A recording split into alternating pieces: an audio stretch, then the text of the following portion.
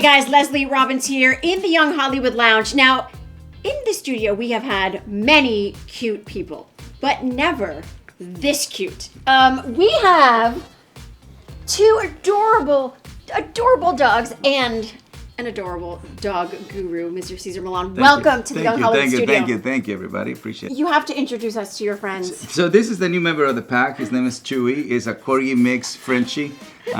People go Google Gaga for him because he's very fluffy. And this is Sophia. Sophia is a well-behaved girl. Oh, yeah. Now Chewy, not so well-behaved? Well, when a dog is calmly receiving your affection, that's good. When a dog jumps on you as you give him the affection, that will be Chewy. So that's what he's learning right now. This is the first time that he's doing an interview, right? Yes. So he's doing great, by the way, because he's allowed to come into the interview, as you can see. He has no idea what to do, right? So you can see it versus Sophia knows what to do. How do you name your dogs then? You know, he looks like a Chewy. He does look like a Chewy. Like a Chewy guy. So where do you find these dogs? She came from Puerto Rico, the streets of Puerto Rico. Sophia was a dog that Eva and Brian asked me for. Wait, time out. Eva. Eva Mendes. Yes. Yeah. Evita. And Ryan. And Chewy came from a young girl who wanted a dog but didn't know the responsibilities behind, which happens a lot. Talk about the do's and don'ts of wanting a dog before you get a dog. Oh, hi. What should you do? What shouldn't you do when looking for a dog? Adoption or purchase versus an impulse. When humans have babies, they wake up every so often, right? So when you have a puppy, it's kind of like the same. If you want the dog to learn fast not to use the bathroom inside the house. Second is, most people think that a dog should not walk when they're puppies. My recommendation is make sure the dog has the vaccinations and bring it to a place where it's clean. They do need to walk. So the strollers is not a thing, right? Or buying a Bjork and putting the dog in the Bjork. But the dog is not doing anything. So now you are making this poor dog not drain energy. And then when it's time to socialize them, people are afraid. Yeah. Oh, it's a pit bull. And then now you're teaching your dog to be a little racist. Now, if people make mistakes when they have a puppy, because oftentimes that might happen, can you course correct? Well, that's how I been on TV for 20 years. Yes. Right? It's people who didn't raise the puppy right. So can you rehabilitate a dog that was not properly raised? Yes. Is it better prevention? Absolutely. Yeah. Right? Prevention versus intervention. Obviously, my show is about intervention. Yeah. Do people on the street call you, hey, dog whisperer, or... Woo, woo. The guys start barking at me. No! Yes. Oh, they call Cesar, dude. Cesar, dude. What was one of your worst cases that became a success story? A lot. Most of the cases I work with is red zone, right? So those dogs that already bit a dog, bit a human, or people are in a lawsuit. They want to euthanize the dog. So all those cases are, very successful because we keep them alive and people understand what not to do. For the rest of my life, I love this case because it was the most difficult case, right? You learn to love the most difficult challenge. Brunello is a boxer who was deaf, blind, and had a neurological problem, extremely aggressive.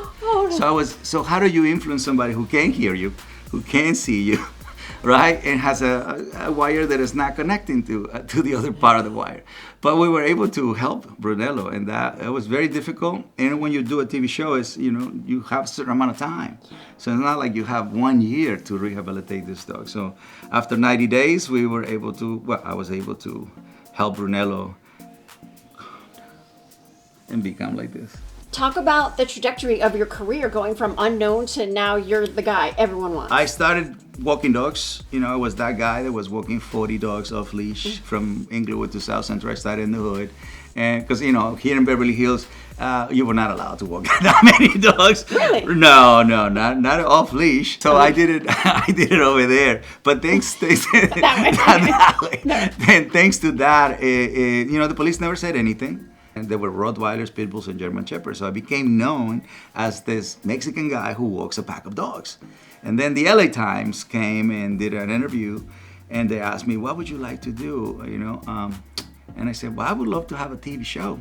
And I've never done TV in my life. So why not to dream something big? We're already in America. That's right. I said that, and the newspaper came on a Sunday, and on Monday was a line of producers outside, my South Central first DPC. We did Dog Whisper for 10 years. Yes. So I learned how to teach people how you're going to become your dog's pack leader, right? Pack leader means direction protection. What do we want from our leaders? Good direction, good protection, so we can feel safe and peace, right? So we can trust and respect. The love is after. Who learns better, the dog or the human? The dog. Yeah, the dog. The dog, because the human, especially if the human has a lot of money, they're not used to being told what to do. Oh, you have a collar now that helps the dogs and the puppies. So the 3 activities that a dog needs is to follow somebody, play with somebody, explore. But most people are not consistent. So the collar helps you to achieve your follow, play, explore with the rules, boundaries, limitations. How does the halo collar work? Well, the halo collar helps you. Let's say you are at the beach situation, right? And you want to know where your dog is at all times. So it's all come from your phone. You say, I want my dog to be away from me 100 feet away. So then you create literally like a bubble like this, an invisible bubble.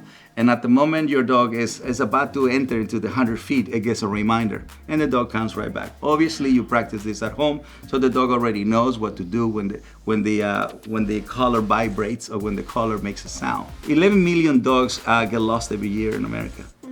So with the GPS, you can know where your dog is at all time.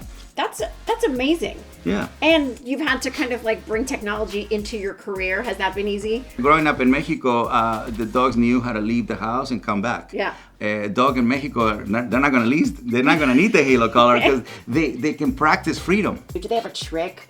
Or do they, if I like see paw, or do they No, jump? they don't do it. You know what my dogs do is they help dogs with problems. Like these guys can be around chickens, around cats, around babies, and everybody's. My goal is to show people the safety part of dogs versus the training part. They're not gonna give me a kiss because I don't like the licking on the face. Hi. Can I have a lick, baby? But yeah, you can. Can you lick my face? Give him a kiss, Chewy. Come on. Ah! Thank you. It's been great having you here. Do you want another kiss? Do you want another kiss?